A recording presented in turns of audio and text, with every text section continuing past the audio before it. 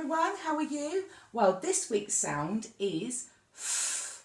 So if we get our pinky pointers out, we are going to draw it. Can you do it with me? Have you got them ready? Now, what we need to do is go down the stem and across the leaves. Down the stem and draw the leaves. Can you do that? So Mel's going to try and do it as well. And we go like this. So we go down the stem and draw the leaves.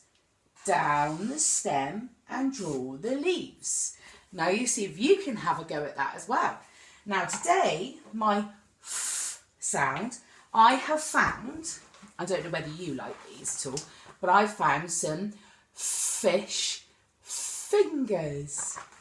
And also I've got some lovely flowers.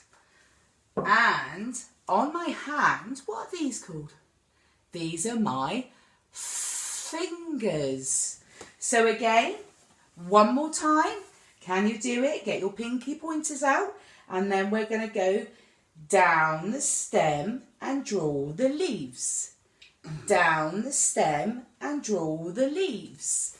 Now let's see what you can find. Have a go and I'll see you soon. You take care. Bye.